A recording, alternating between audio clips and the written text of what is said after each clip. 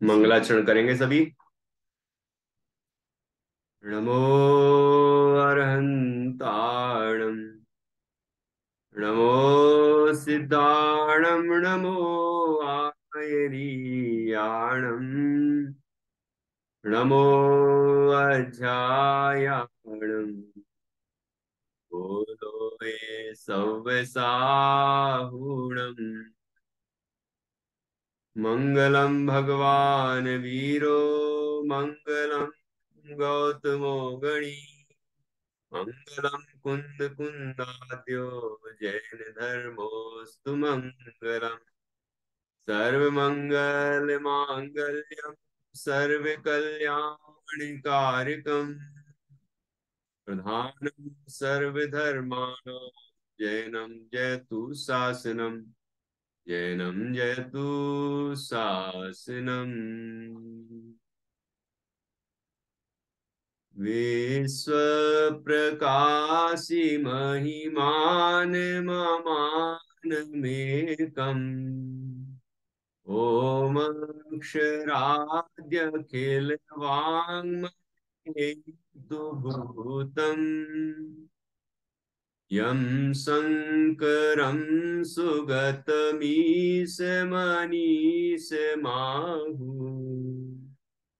अर्हन्त मूर्जित महं तमहं नमामि।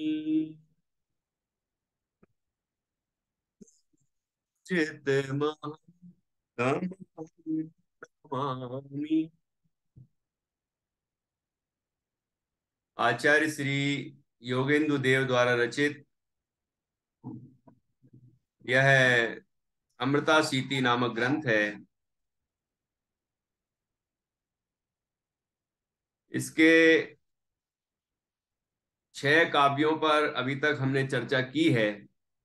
आज हम 7वें काव्य पर चर्चा करेंगे। यहाँ सबसे पहले तो यह जीव विषय सुख की इच्छा से धन कमाने की सोचता है, धन धन कमाने के लिए प्रयत्न करता है, दुख सहता है, कष्ट सहता है। तो आचार्य कहते हैं कि धन, संपदा, वैभव, बाह्य ऐश्वर्य, ये सब पुण्य के बिना होना संभव नहीं है, इसलिए पुण्य अनुष्ठान करो। फिर आचार्य ने ये बात सिद्ध की कि जैसे हम कृषि कार्य करते हैं, या कोई मजदूरी करता है, या कोई वाणिज्य व्यापार आदि करता है, या कोई नौकरी करता है, कोई भी आजीविका के साधन हम अपनाते हैं, तो उसमें कितना अधिक कष्ट हम सहते हैं, इतना अधिक कष्ट सह के, इतने अधिक दुख सह सह के हम सोचते हैं कि धन आ जाएगा तो हमें सुख मिल जाएगा। लेकिन इतना कष्ट सह के धन आ जाए यदि किसी पूर्वकृत पुण्य के उदय से, तो भी वह हमारे पास स्थिर नहीं रहता। लक्ष्मी चंचल होती है। तो इतने इतने दुख सहन करके भी उस सेवा का फल क्या मिला, नौकरी आदि का फल क्या मिला, कि इतने कष्ट मिले और मिला धन, और वह धन भी कैसा कि चंचल। धन को लक्ष्मी कहते हैं, लक्ष्मी चंचल होती है। तो वह भी चंचल मिली, जो कि क्षण मात्र में ही, थोड़े समय में ही हमसे वियोग को प्राप्त हो जाती है। तो इसलिए आचार्य कहते हैं कि जिस धन के लिए हमने इतने कष्ट सहे, इतना दुख सहा, इतना अपमान सहा, और क्या क्या नहीं सहा, उसके बाद भी आई तो आई धन संपत्ति, तो क्या और वह भी आने के बाद चली जाती है, चंचल है।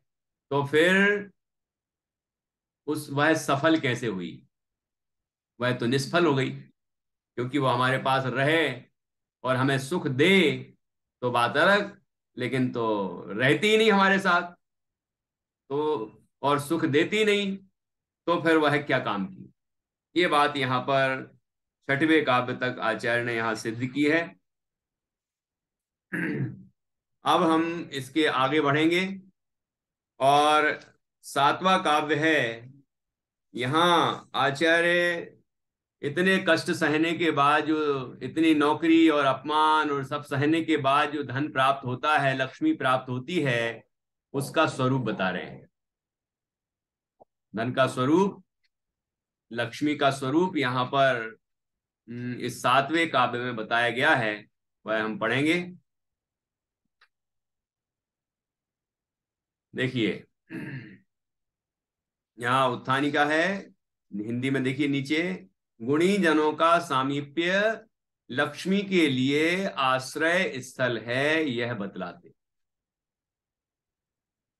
जैसे जो सदाचारी है, जो ईमानदार है, सच्चा है, विद्वान है, जो दया दान आदि रूप परिणमन करता है, ऐसा जो भला इंसान कहलाता है, गुणवान, तो इस गुणवान व्यक्ति के पास ये संपत्ति रहती है कि नहीं रहती है, ये यहां बताया जा रहा है। देखिए, ये सातवां काव्य है। वार्तापि किं न तव कर्णमुपागतेयम्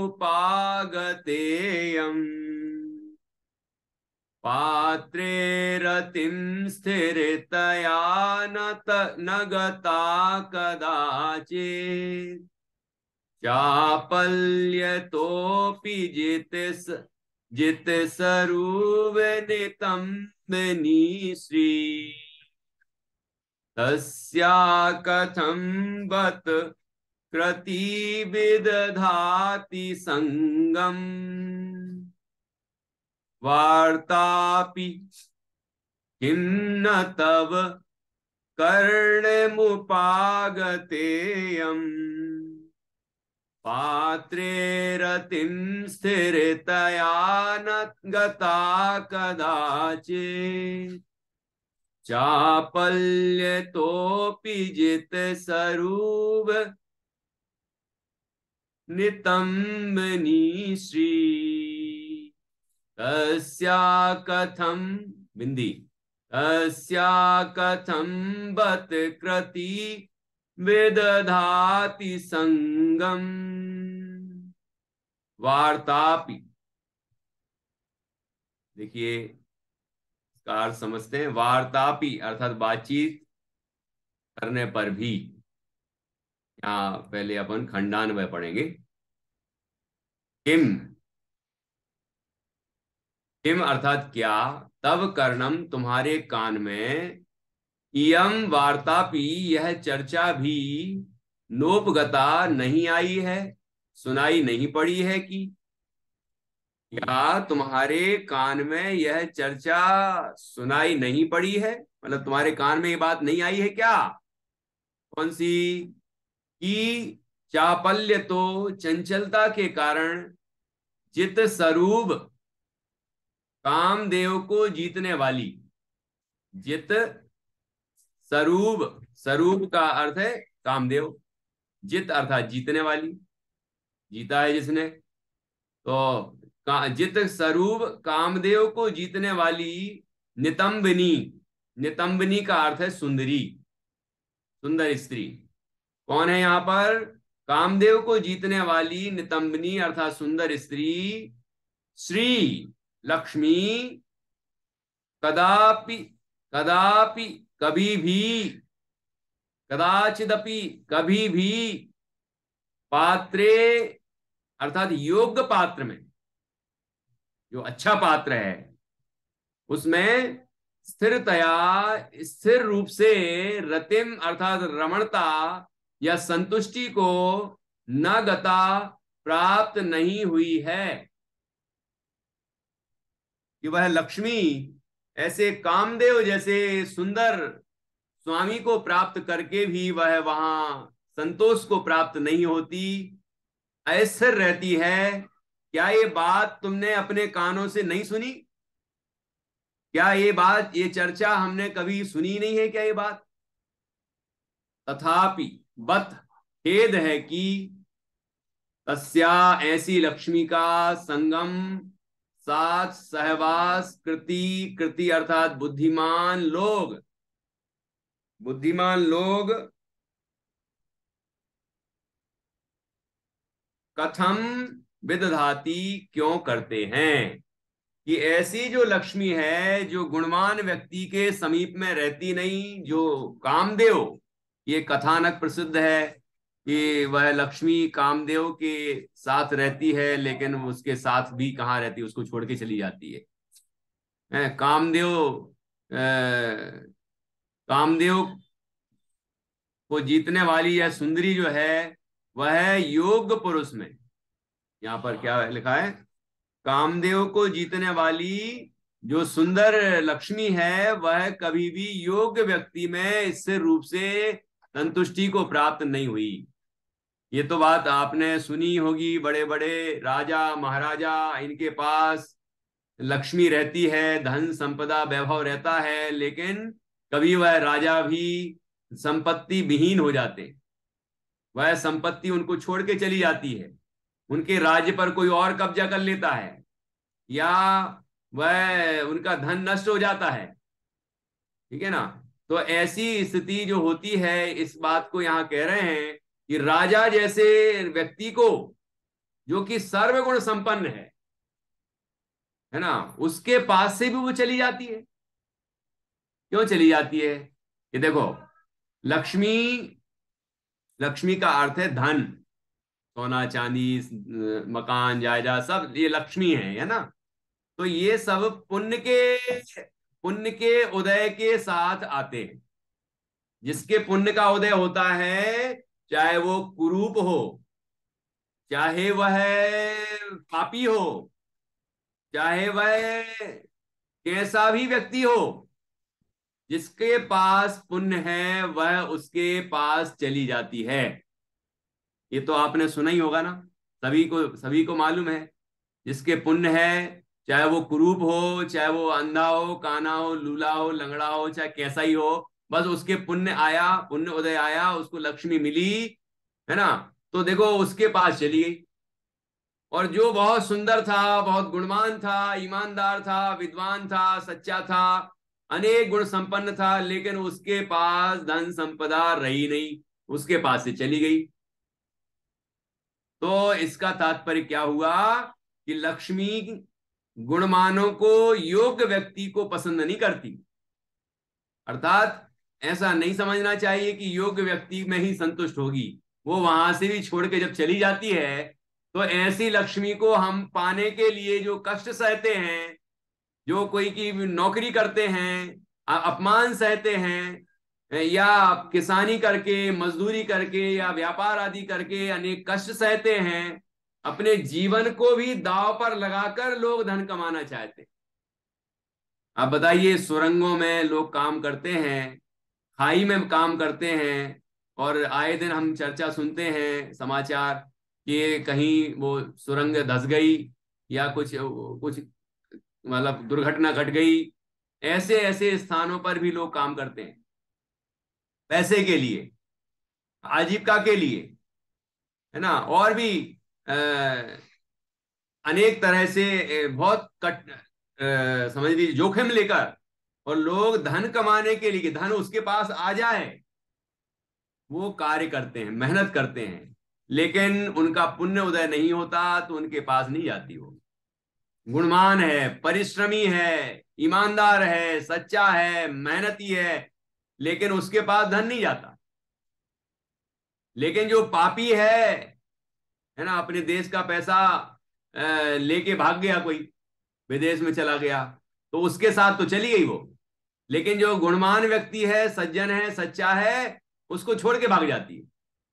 तो इससे क्या समझना चाहिए कि लक्ष्मी को कोई योग्य पुरुष पसंद नहीं आता, मतलब योग्य पुरुष में वह संतुष्ट नहीं होती, वह चंचल होती है ना। जैसे कोई सुंदर स्त्री अपने पति में, योग्य पति में संतुष्ट ना होकर इधर उधर अपना चरित्र को भ्रष्ट करे, उसी तरह लक्ष्मी को कहा गया है, लक्ष्मी किसी योग्य पुरुष में संतुष्ट नहीं होती, वह शीघ्रता से चली जाती है। इसलिए बुद्धिमान लोगों को, समझदार जो लोग हैं, हम सबको ऐसी लक्ष्मी पर विश्वास नहीं करना चाहिए। ऐसे धन के लिए, ऐसी संपत्ति के लिए कोई भी पाप कार्य नहीं करना चाहिए। ठीक है ना। ऐसा हम सभी ये बात इस श्लोक के माध्यम से समझें। देखिए, अब ऊपर इस श्लोक में से भी एक बार देखें, जिससे कि संस्कृत में से आप ख्याल आ जाए और आप याद कर सकें। वार्तापि किम न तव कर्णम उपगतम उपगताम उपगता इयम इयम वार्तापि, यह बात भी, किम क्या, तव कर्णम उपगताम उपगत उपगता, तुम्हारे कान में, उपगता न, नहीं आई है क्या। मतलब ये बात क्या कभी तुम्हारे कान में नहीं पड़ी। कौन सी? कि पात्रे रतिम स्थिरतया न गता कदाचित, की जो लक्ष्मी है वह कभी भी पात्रे अर्थात योग्य पुरुष में, योग्य व्यक्ति में रति को स्थिरता से प्राप्त नहीं होती। कदाचित कभी भी नहीं होती, कभी भी नहीं होती। बड़े बड़े राजा रंक हो जाते हैं। ठीक है। वो संपत्ति उनके पास से छोड़ के चली जाती है। ठीक है। तो ऐसा हमने देखा है, ऐसा सुना है ना। तो फिर हम ऐसी लक्ष्मी को क्यों पाना चाहते हैं, जो इतने कष्ट सहने के बाद भी हमें बड़ी मुश्किल से उपलब्ध हो और हमारे पास रहे ही नहीं, स्थिर ही नहीं रहे, चंचल हो। तो ऐसी लक्ष्मी के लिए हम अपना जीवन लगा दें, अपनी पूरा समय और शक्ति लगा दें, इतने कष्ट सहें, ऐसा क्यों करना है। तो यहां आगे स्वरूप बताया कि चापल्य तोपि जित स्वरूप नितंबिनी श्री। नितंबिनी अर्थात सुंदर स्त्री, जो लक्ष्मी यहां पर कही गई है, श्री अर्थात लक्ष्मी, वह चापल्योपी, चापल्य तोपी, चपल चपलता के कारण अर्थात चंचल होती है। वेश्या सम लक्ष्मी अति चंचल, या का कौन पतियारा, ऐसा हमने वैराग्य भावना में पढ़ा है ना। तो जित स्वरूप कैसी है वह लक्ष्मी, की जो स्वरूप अर्थात कामदेव को भी जित अर्थात जीत लेने वाली है। ऐसी सुंदर स्त्री के समान वह लक्ष्मी है, जो कि चापल्यो, चंचल है। बस उसका दुर्गुण क्या है कि वो चंचल है। दुर्गुण क्या है? उसका स्वरूप है वो, उसका स्वरूप ही ऐसा है कि वो चंचल है, कभी इधर कभी उधर कभी इधर। या का कौन पतियारा, उसका कौन स्वामी है, कि अर्थात कोई स्वामी नहीं है, उसका कोई स्वामी नहीं है। कभी इधर कभी उधर कभी उधर कभी उधर, योग्य अयोग्य नहीं देखती वो, तो किसी के पास भी चली जाती है। जहां पुण्य का, पूर्वकृत पुण्य का उदय होता है, उसके पास खींची चली जाती है। ठीक है ना। तो अब हमें क्या शिक्षा दी आचार्य ने, कि तस्या कथम बत कृति विदधाति संगम, कि बत अर्थात खेद है, दुख की बात है। क्या है दुख की बात? कि ऐसी जो ऐसी जो लक्ष्मी है, तस्या उसका, कथम कैसे, कृति अर्थात जो विद्वान है, जो समझदार हैं, जो बुद्धिमान है, हम सब जो बात, ये बात समझ रहे हैं अच्छी तरह से, वो संगम विदधाती, कथम संगम विदधाती, कि उसका साथ क्यों, उसका सहवास क्यों प्राप्त करना चाहते हैं, उसका समागम क्यों चाहते हैं, अर्थात धन संपदा को हम इकट्ठा क्यों करना चाहते हैं। ये बात यहां आचार्य ने कही है। देखिए, अभी तक तो बताया था कि जिस मार्ग से वह धन प्राप्त होता है वह मार्ग दुखद है। चाहे वो कृषि कार्य करना पड़े, चाहे वह मजदूरी करना पड़े, व्यापार करना पड़े, या फिर नौकरी करना पड़े किसी भी तरह की, कोई भी आजीविका के साधन है जो जो भी, उन सब में अत्यंत कष्ट है, अत्यंत दुख है। इतने दुख सहन करके हम किसी भी तरह से धन कमा लेना चाहते हैं, लेकिन यहां आचार्य कहते हैं कि वो जो धन है वह भी चंचल है, वह चला जाता है हमारे पास से। अब बताइए, जैसे अपन ने 1 करोड़ रुपया कमा लिया मान लीजिए, तो किस लिए कमाया था? जरा विचार करना, ऐसा होता है। इसीलिए कमाया था कि इसलिए कमाया था कि हम एक अच्छा मकान बनाएंगे और उसमें बढ़िया सारी सुविधाएं होंगी, हमारा परिवार बढ़िया अच्छे से रहेगा। ठीक है ना, ये सोचा था।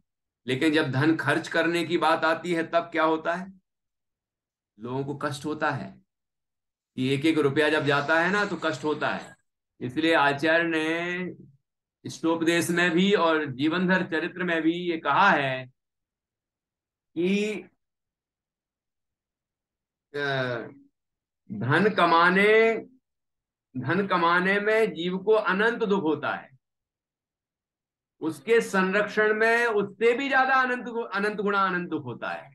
उसकी सुरक्षा में कहाँ रखें, अब ये करोड़ रुपया आ गया तो, और फिर उससे भी ज्यादा अनंत गुणा अनंत दुख उसके खर्च में, उसके नाश में होता है। नाश के कई तरीके हैं। एक तो ये कि नष्ट हो जाए, एक ये कि कोई चुरा ले जाए, एक ये भी हो सकता है कि हम खर्च करते हैं तो भी तो नष्ट ही होता है ना, हमारे पास से तो जाता है ना। अब एक एक रुपया जाता है और यहाँ ऐसा लगता है कि जैसे कि पता नहीं क्या जा रहा है। व्यक्ति उसको पकड़े रखना चाहता, मतलब खर्च नहीं करना चाहता। ऐसा लगता है ये खर्च ना हो। तो भैया कमाया किस लिए था? कि कमाया तो इसलिए था कि खर्च करेंगे। लोग कहते हैं कि आज हमारे इतने 10,000 रुपये खर्च हो गए। तो क्या किया तुमने कि एक हम मान लीजिए अलमारी ले आए, है ना, उसमें अपना साहित्य रखेंगे, इसके लिए अलमारी खरीद लाए। तो खर्च कहाँ हुए बताओ? खर्च कहाँ हुए हैं? 10,000 खर्च, 10,000 दिए और अलमारी ली तो आई तो है ना हमारे पास, खर्च क्या हुआ? लेकिन दुखी होता है व्यक्ति। ये नहीं सोचता कि हमने वो धन कमाया किस लिए था, कि ये चीजें जो हमें सामग्री चाहिए थी उसके लिए धन कमाया था। लेकिन जब खर्च होने लगता है तो कष्ट होता है जीव को। एक एक रुपया जाता है और यहाँ कष्ट होता है। इससे ये पता चलता है कि धन जीव को कितना प्यारा है। और आचार्य ने जो कहा है कि तीसरे स्टेप में अनंत अनंत गुणा कष्ट होता है, तो बात सही है। ठीक है। तो जिसको कमाने के लिए, इकट्ठा करने के लिए बहुत कष्ट होता है, और उसके कमाने के बाद वह धन हमारे पास नहीं रहता, खर्च होना शुरू, आता है चला जाता है। मान लीजिए किसी को एक महीने में 50,000 रुपये मिलते हैं, तो 50,000 रुपये मिले तो अगले महीने में वो अपनी घर की जरूरतें पूरी करता है और खर्चा करता जाता है। तो आया और गया, आया और गया, जाता है कि नहीं? तो आप फिर कहता है अरे यार ये चला जाता है, जब आता है और चला जाता है। तो ज्योतिषी को दिखाएं क्या कि क्यों चला जाता है? अरे ये बताओ कि धन कमाया क्यों था? इसलिए कमाया था कि विषय सामग्रियां मिलेंगी, विषय सुख मिलेगा। लेकिन अब उसके लिए ही खर्च करने में इसको कष्ट होता है। यहां तो आचार्य ये कह रहे हैं कि धन संपत्ति हमारे पास स्थिर रहने वाली नहीं है। चाहे हम स्वयं खर्च कर दें, चाहे दान कर दें, चाहे भोग लें, या उसका नाश हो जाए। दान, भोग और नाश, है ना, गति तीन ही होती है धन की। तो ये तो आखिर जाने ही वाला है, ये उसका स्वरूप है। इसलिए यहां बताया है कि वह वेश्या के समान चंचल होती है, वहां वैराग्य भावना में बताया। और उदाहरण दिया है ना, वो उदाहरण है। तो इस तरह यहां भी बताया गया है कि वह जो लक्ष्मी है वह अपने योग्य पात्र में रहती ही नहीं है, स्थिर नहीं रहती, वह चंचल होती है और हमें छोड़ के चली जाती है। इसलिए ऐसे धन के लिए, ऐसी संपत्ति के लिए हमें हमें अपना जीवन नहीं लगा देना चाहिए।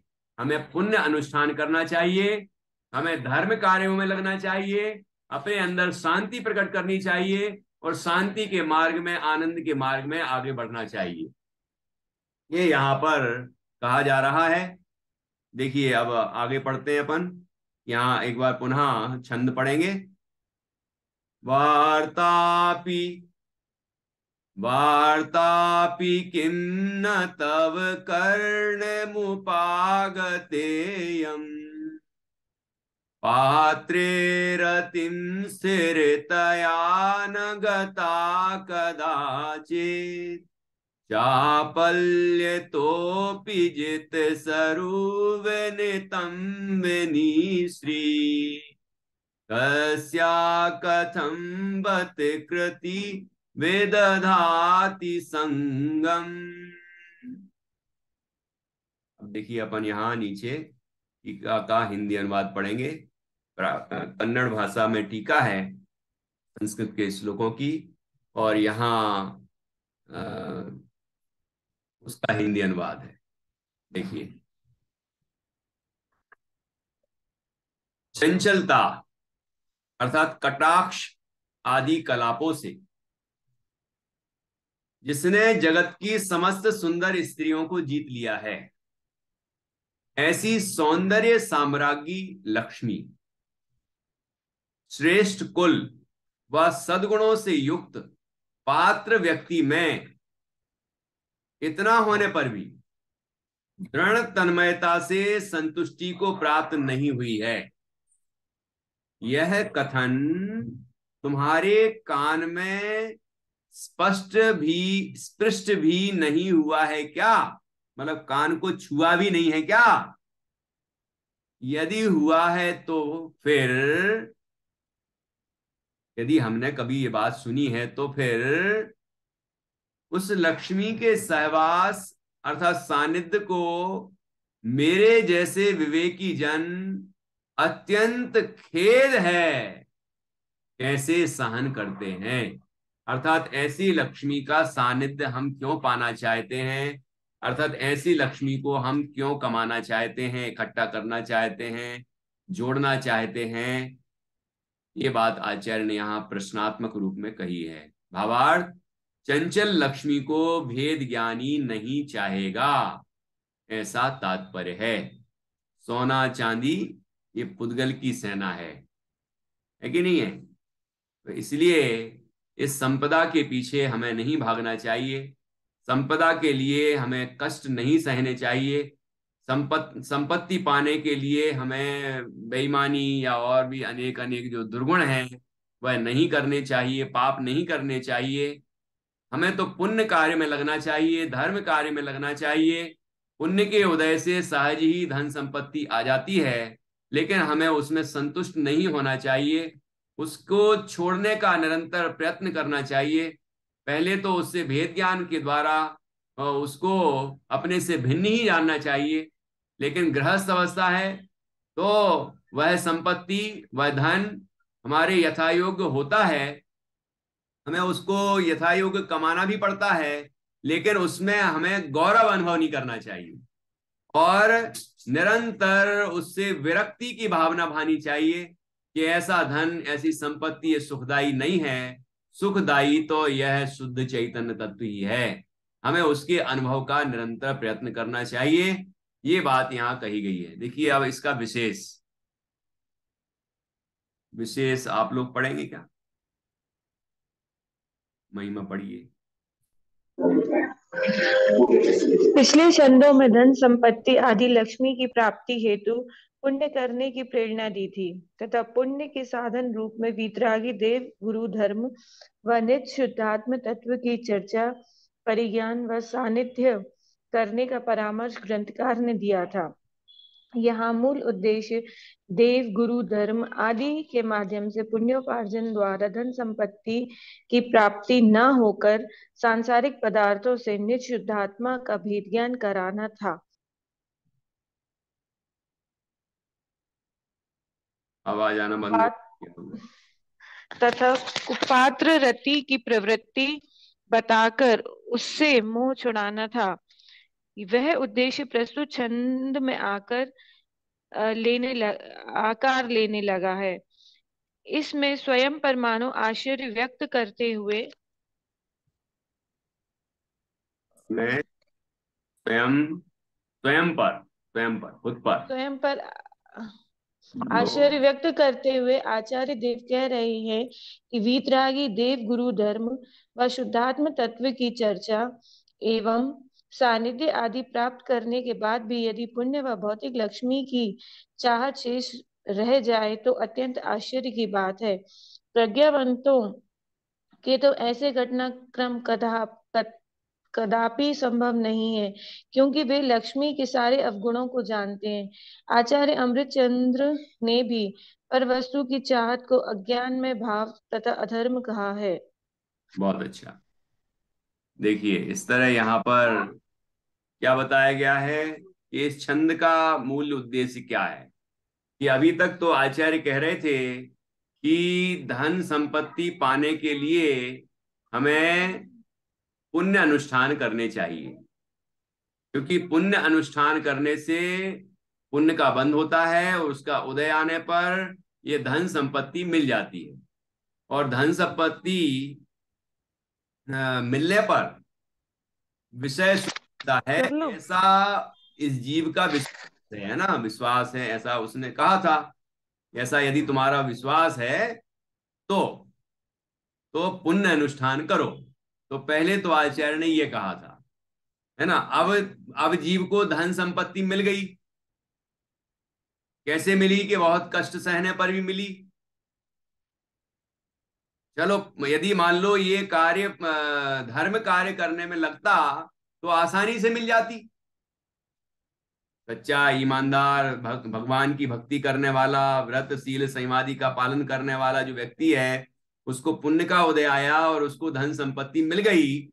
तो अब वो धन संपत्ति हमारे पास ही रहेगी कि नहीं रहेगी, ये बताओ। कि वो तो बहुत गुणवान व्यक्ति है, पात्र है, भक्त है भगवान का, तो उसके पास तो बनी रहे हमेशा, कि नहीं उसको भी छोड़ के चली जाती।